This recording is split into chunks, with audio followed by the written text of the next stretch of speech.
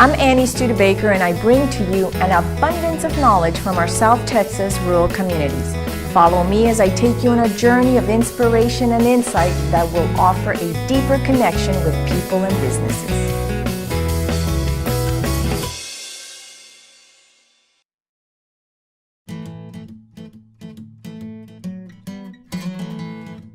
Today, we're going to visit a farm called Otto Mann Jr. and Sons Incorporated, located in Bigfoot, Texas.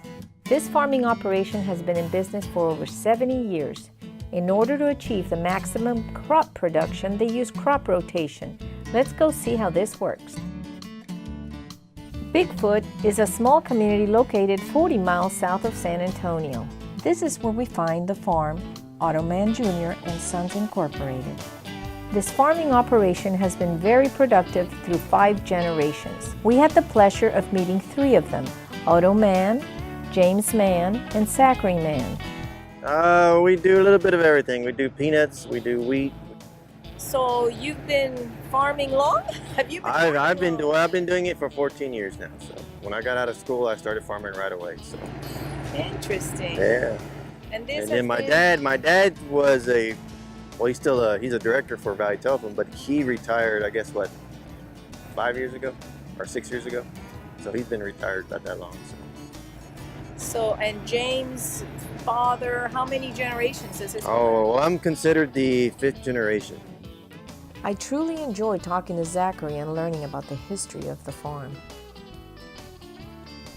So we're here to see the wheat harvest, right? So That's this right. is wheat right here behind That's wheat. us.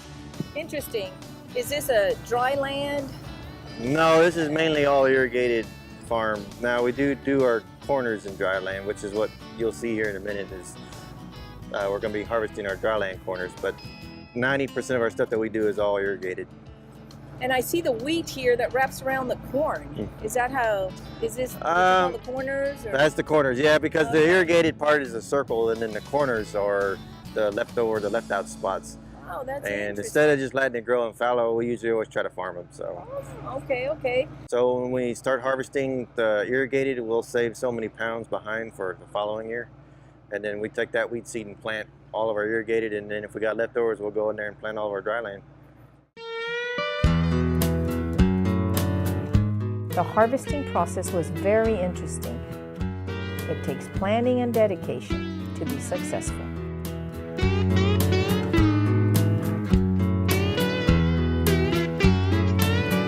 It's actually like 7-year-old wheat that we first started off with. You just keep regenerating it. So okay.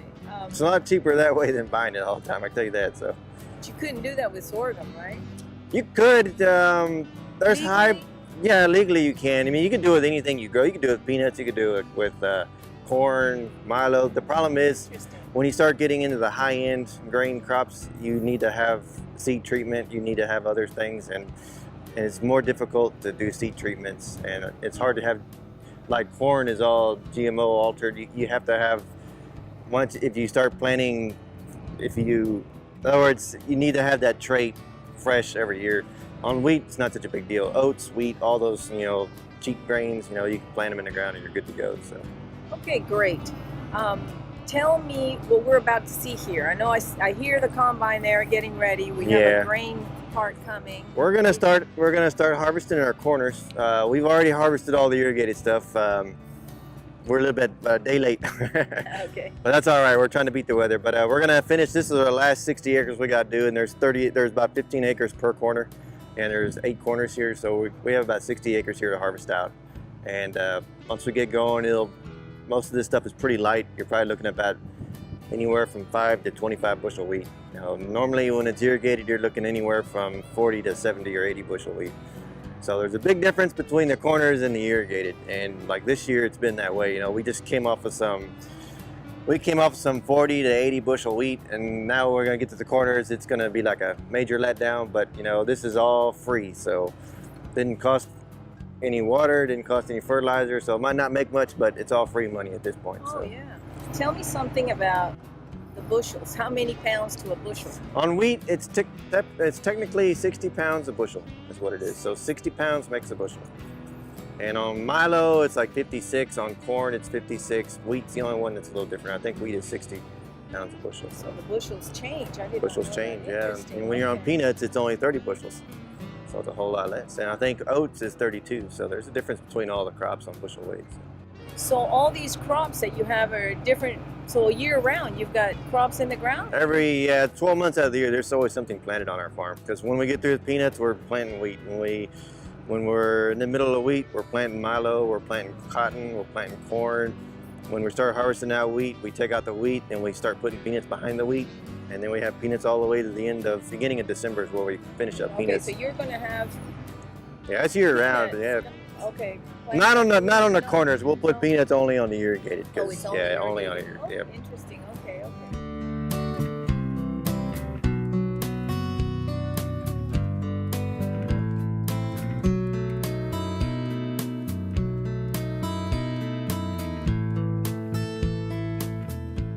So you're going to be driving this combine. I have a work in it. He actually drives it for me. I'll just set him up. I usually always set him up, and I usually make a few rounds just to see how everything's looking. You know, because it kind of helps me out to know how things are rolling along. Tell me a little bit about these wheat berries. They check them for moisture. How does that work? When you sell wheat or actually any crop, it has to be a certain moisture content in the berry or the seed. You can't put wet grain in a silo, or vice versa with peanuts. You can't put wet peanuts, like moisture-wise, in a warehouse, because what happens, they'll spoil.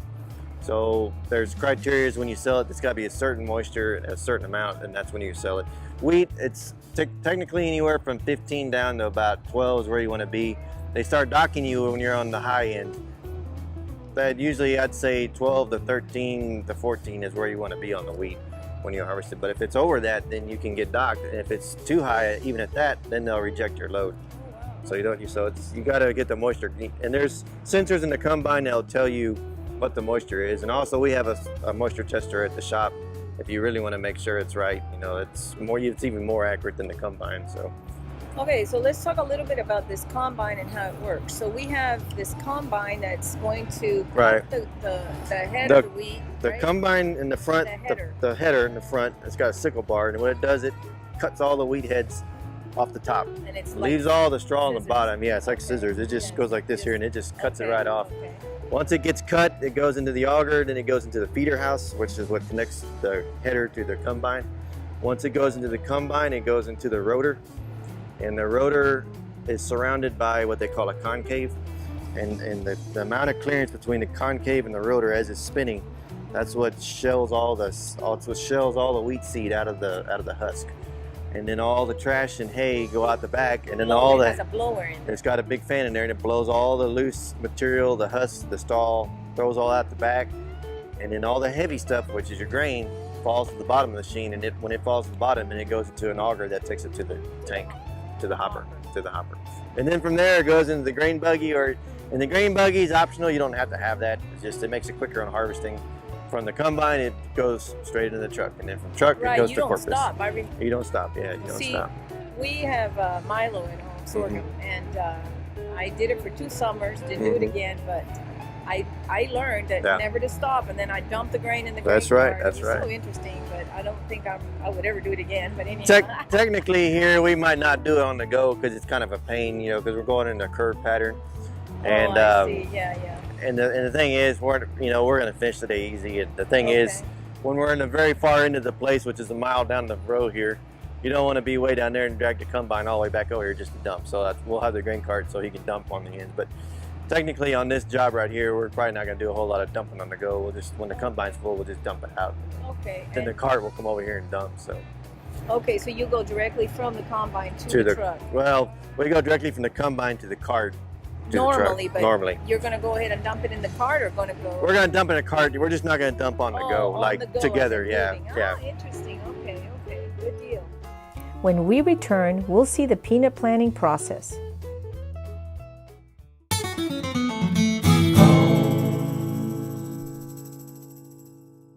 The internet can be a scary place. Luckily, BTX1 has you covered. Introducing BTX1 Online Protect. Secure It Plus offers antivirus, parental controls, firewalls, and PC optimization, all to keep you safe. File Hopper Plus gives you simple access to online file backup, cloud file storage, and easy file sharing, all on multiple devices. Password Genie securely stores your passwords, shipping and payment information, and traveler numbers. Get all 3 packages for only $5 a month. Stay safe with VTX One Online Protect. We've got you covered.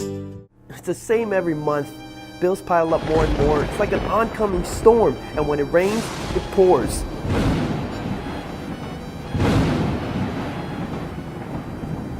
But there's hope. Sunloan is here to help you with the money you need when you need it. Sunloan offers reasonable rates and friendly service, and a tax service that can't be beat. Let them help you repair your credit, refer a friend, and get $25. Bask in the glory of a new day. Sunloan. Call 956-232-2057.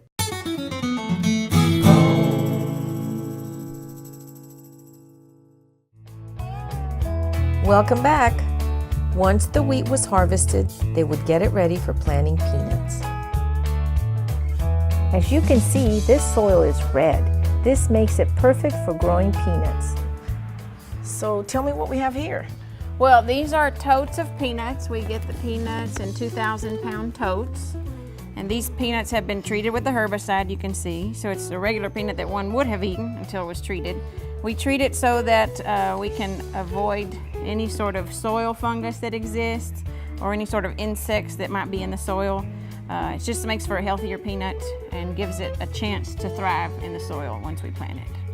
Okay, great. So these are called totes. These are called totes, 2,000 pounds, and we'll put the totes onto the planter. That way our guys don't have to empty 50-pound bags. They can just refills the planter itself. So it really kind of has saved on labor this year. I always thought that, you had to refill up each planter manually. Okay, we did until this year. So this is very exciting. Yes, very exciting for us. Okay, good deal.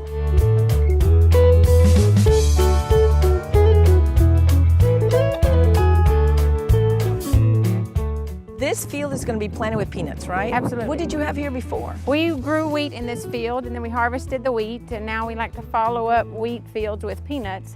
I feel like when the wheat was here, it really helped to prepare this soil, and lots of water was given to the wheat. So now it's in a good stage to plant peanuts here. We have disked this field twice to turn under any wheat stubble that was here. And now we've gone back and we've made rows so that the planter can come through and plant the peanuts here. Interesting. How wide are these rows? These are about 36 inches wide. And we'll plant the peanuts about 2.5 inches deep into each of the rows and about 2 inches apart. So we'll have about 100 pounds of peanuts per acre, and this field is about 120 acres.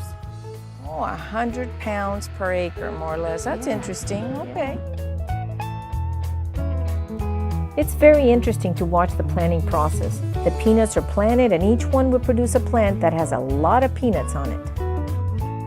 Okay, Zachary, what are we looking at here? This is a seed tender that we use to hold our peanut seed, and this is what we use to fill up our planter when we're planting our peanuts. It just speeds the process up on, instead of doing it all by bags and by hand, this thing here, we fill this up and then it does it all, it eliminates the manual labor of dumping all the sacks in the planter. And when you plant peanuts, you tend to load up a lot, pretty much every round. And with the tender, it makes it a whole lot easier to where you don't have to keep doing it by manual labor all the time. So That's interesting. How many planters do you have on that tractor? That's a 6-row setup on that planter. All the peanut equipment is pretty much 6-row. Probably next year we'll probably go 12-row, but the harvesters, the diggers, most of that stuff is all 6-row. It's pretty standardized. That's why we still stick with 6. And the way we put our herbicide out kind of limits us to being any wider at this moment. But next year, we're going to do some changes again due to labor situation, and we just need to cut back costs because the price of peanuts have gone down quite a bit in the last few years, and we got to figure out a way to cut more cost here and there. So the way you see right here will probably be a thing of the past. We'll probably be doing something differently next year on this, but this is the way we've been doing it for a good 20 years, and it works well. So for the planter, each one gets filled up? Each one gets filled up. In other words, one yes. at a time. Yeah, the guy will pull up to the back of this thing, and then he'll use that black tube and it's got a switch on there, and when he gets ready to load up, he just pushes the switch, and it's got a conveyor belt, and it just pours all the seed into the hoppers, into each individual planter unit. And they'll move a good 50 to 60,000 pounds worth of seed. So this way, one guy's not having to pick up 60,000 pounds of seed. He can just, it's all done, through the tractor and automation of the conveyor belt and everything. So just makes it easier. Once these plants grow, they're flipped over so they can dry a little before harvest day.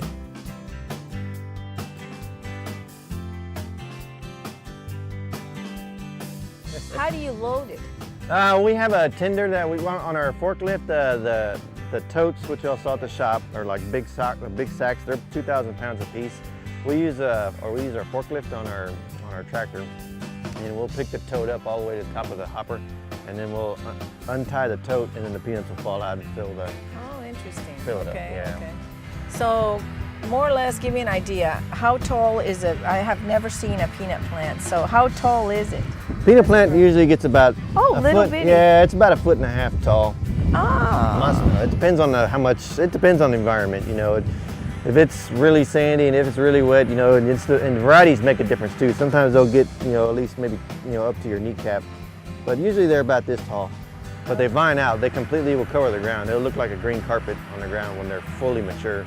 Okay. So you won't see any ground. You won't see any dirt. Once they lap, which is that's what Thick. they say, thick, yeah. Oh, how beautiful. Because it's a vining crop is what it is.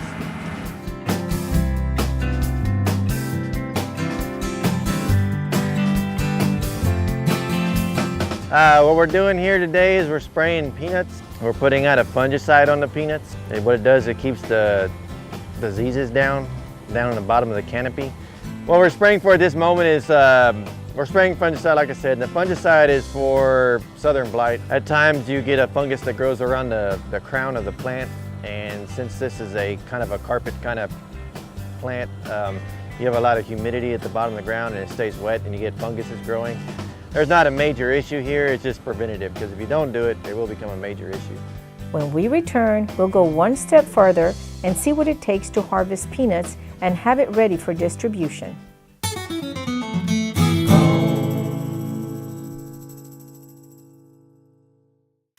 You already know VTX1 offers the best in television entertainment, but did you know that we offer premium programming for HBO?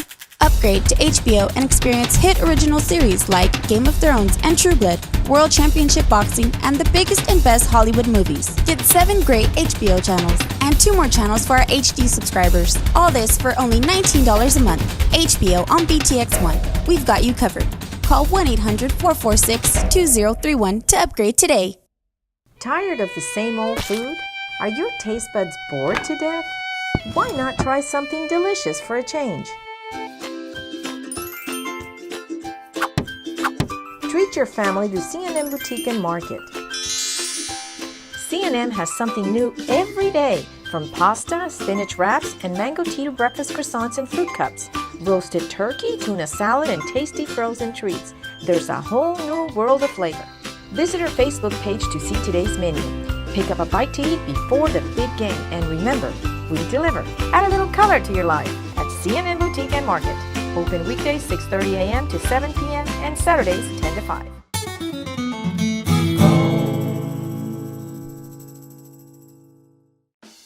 The harvesting process is very interesting. Big equipment, tractors, combines, and hoppers working together to successfully harvest the peanuts in a timely manner. The green part in front of the planter is a rototiller, and that thing's operated, it's like a big garden tiller. And when that thing goes in the ground, it turns and it mixes the ground, it mixes the herbicide about 3.5 inches deep. And then the planter comes in right behind it. And all the noise you hear are little small rocks. There's a small rock outcropping right here. Okay, more or less, how many peanuts per plant? I'd say anywhere from 10 peanuts in a bad year to probably maybe as much as 30 to 40 peanuts per plant. Wow. It all depends on variety and it all depends on conditions. And really, when you get down to the nitty gritty, the main thing is water. Depends on how much water's on it and how it gets done. And you always want to strive for the highest yield.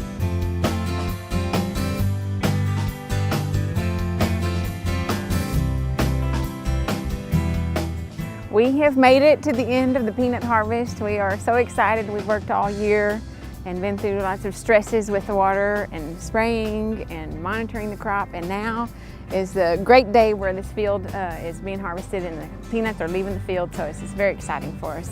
About a week ago we came through this field and we dug up the plant. So it's been sitting out and drying for about a week so the peanuts can get to a lower moisture level. And so then we have 3 combines that are running today that are harvesting the peanuts from the combine, and it goes into a peanut buggy, and then the peanut buggy drops it into the 18-wheeler. The 18-wheeler then leaves the field and heads to the peanut shed in town, who then sells our peanuts. These peanuts here are used for candy, so you'll see them in Snicker bars or other kind of peanut bars that are sold. So we're excited that this is going out to the consumer now. So we've worked so hard and are very excited to get these out of the field today. Now let's take a look as Rebecca Mann visits a local school and educates students on the history of peanuts, and she even makes peanut butter. So I'm going to talk today about peanuts. Yes, so I am a peanut farmer. My husband's a peanut farmer. He drives the tractors in the fields and he gets the peanuts out of the field. So I have peanuts in my life and in my house all the time, and so today I'm going to share with you the history of the peanut and how it was discovered. And we're going to talk about some of the uses of the peanut, and we're also going to teach you how to make homemade peanut butter, and maybe we'll even get to try it. So let's talk about the history of the peanut. So back in the 1400s, which was a long, long time ago, there was a king and queen of Spain, and here is Spain over here. So the king and queen of Spain, they were looking for money. And back then they needed money in the form of gold and silver. So they gathered all of their men and they said, we're going to send you out. We want you to go find gold and silver and bring it back to us. So one of these men, his name was Francisco Pizarro, he got on a boat in Spain and he sailed all the way around South America and he landed in Peru. And when he got off the boat, all the natives were there, and he said, take me to your leader. I'm here to get gold and silver. I need to trade some things for gold and silver. So the natives took Mr. Pizarro to their leader, and he traded some things. He got his gold, he got his silver, and as he was leaving, he saw a bag of something sitting on the ground, and he asked the leader, he says, what are these right here? And he says, these are cacahuates, also known as peanuts. Right. He says, so what are they? And he said, well, they're a very delicious treat, a good snack. They come in their own shell. He said they grow well here in Peru because we have lots of sunlight, we have lots of rain, and it's a good crop for us. And he says, this is genius. I'm going to take this back to the king and queen of Spain. So he gets back on his boat from Peru, sails back to Spain, and he presents the king and queen with the gold and silver. And then he says, but I also have another treat for you. Look what I have. Gets them out of his pocket. He says, these are peanuts. They come in their own shell. And he says, I think they'll grow well here because we too have lots of sunshine and lots of rain. And so they begin to grow peanuts, and they grew very well in that area. And so then they begin to think that peanuts might grow in other parts of the world. There was a man that was going to help them discover a way to get out of poverty, because after the Civil War there was some poverty in the southern states of the United States. And his name was Mr. Carver, and he was a scientist and inventor, and he says, you know, we grow peanuts really well, but I bet I could come up with lots of uses for peanuts and hopefully get some of these people out of poverty. And so he discovered through in his learnings and discoveries, he discovered that lots of things could be made out of peanuts and out of peanut shells. So then we began to see peanuts grow in all sorts of the areas of the United States. They came down into Frio County because we too also have lots of sunlight and lots of rain. Well, technically not much rain, but what we do have are irrigation systems where we can water the land ourselves and grow peanuts. So we found that they grow well here as well. What type of things do we find peanuts in? Peanut brittle. Peanut brittle? And what did you say? Peanut butter has peanuts in it. Have you ever heard of peanut oil? Yep, no. If anybody had a fried turkey at Thanksgiving, it was probably fried in some peanut oil. That's used from the peanut as well. So remember I talked about the fact that they need lots of water? These shells are super, super absorbent. And so Mr. Carver found out that if he smashed up the shells, he could, create some things that also needed to be absorbent. Paper towels. So the peanut shells are ground up and used to make paper towels. Absorbs all the water. What else absorbs liquid? Try again. Cat litter. Cat litter. It's very absorbent. So peanut shells are ground up and put into cat litter. Now my favorite use for the peanut, Snicker bar. So just so you know, all of the peanuts grown here in Frio County are used for candy bars. So next time you go to the store and you pick up a Snicker bar, most likely those peanuts that in your Snicker bar came from right here in your backyard. Isn't that exciting? So what we're going to talk about now is how to make homemade peanut butter. So we've all tried this kind right from the store. Has anybody made homemade peanut butter before? Maybe. So let's talk about it. I made some before you guys got here, but I'm going to show you how I did it. It's real easy. These are just plain roasted peanuts. Roasted, so it's basically a peanut from the ground that's been put into the oven to dry out, kind of crunchy. So we're going to put some roasted peanuts into our little chopper, and then we're going to add some of the peanut oil to the peanut butter. And then you grind it up, and the more you grind, the smoother it becomes. But I'm going to leave it kind of chunky so y'all can see what that tastes like if you want some. Now this doesn't have any sugar in it, so it's not going to taste like what you're used to tasting from the store. So there's no other ingredients except for the peanuts and the oil. So it's a little different flavor. Bread? Oh, butter. Peanut butter. Here's fiber. Protein. What's this word? Thank you. Bye. Thank you.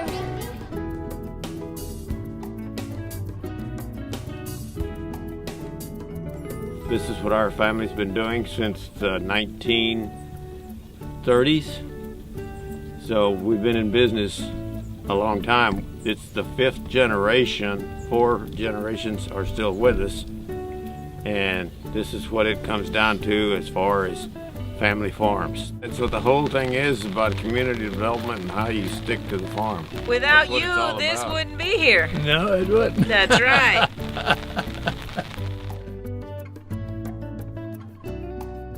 We thank you for watching and hope that you have enjoyed this educational program. Until next time.